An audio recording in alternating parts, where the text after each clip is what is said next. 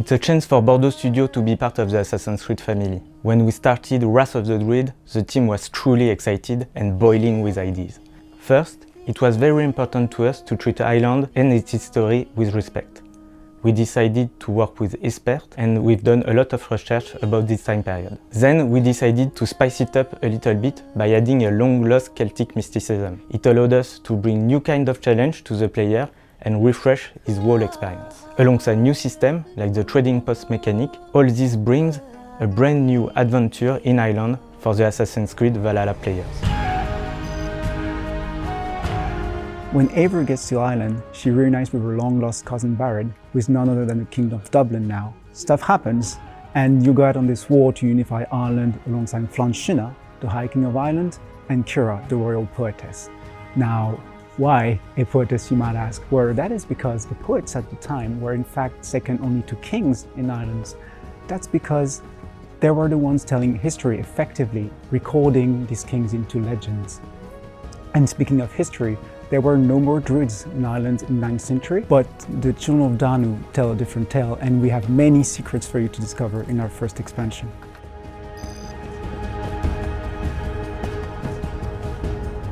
Pour recréer l'Irlande, on s'est d'abord intéressé aux recherches archéologiques du 9e siècle et pour ça on a eu la chance de pouvoir consulter des experts internationaux de cette période et on est sorti de tout ça avec plein d'anecdotes et de faits historiques qu'on a utilisés dans notre jeu et on a rajouté une petite dose de créativité pour correspondre à nos contraintes de production. Une chose typique de l'Irlande qu'on a voulu recréer, c'était les ring forts. Ce sont des fortifications antiques en forme de cercle et il y en a des dizaines de milliers de toutes les tailles à travers l'Irlande. Ils ont été notamment à la base de notre nouvelle feature qui s'appelle les trade posts. Dans le jeu, vous pouvez posséder des ring forts qui vont générer des ressources irlandaises comme les manuscrits qui sont reconnus à l'époque à travers toute l'Europe. Ces ressources pourront être échangées avec des nations étrangères à travers Dublin, car après tout, les Vikings étaient de grands commerçants. Assassin's Creed Valhalla is all about physical and brutal face-to-face, so we wanted to show that with our new ability, the Viking salute. We extensively use mocap on AC, and it always requires skills to know how the final result is going to be. For example, we couldn't let the actor headbutt directly the other, so instead they have to be next to each other and be synchronized, which means we, the animators, we must project ourselves on how the animation is going to look like. And this was made even harder by COVID.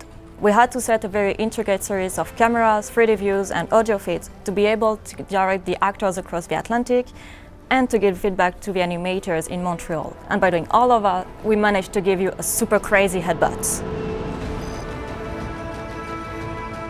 In this first DLC, we wanted to bring you to Ireland through sound and music. In Bordeaux, we focus on giving life to the world, the different Irish landscapes, as well as the enemies and challenges you'll encounter. We continued the collaboration on music with Anar Selvik, who recommended Julie Fawlis, who stars as Kiara, the High Poetess.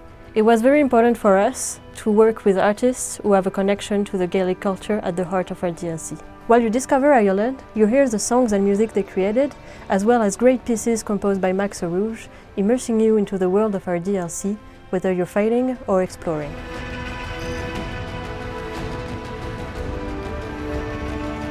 In this expansion, this is not all about creativity and new content. It's also about tech support. Our engineer team mainly consists of programmers working to help the game's productions as best as possible. For instance, we've developed the Worldbot, which consists of the main character, Eivor, controlled by a computer, roaming the world to see if there are any performance issues or even crashes in Ireland. This helps us identify more quickly and easily potential bugs.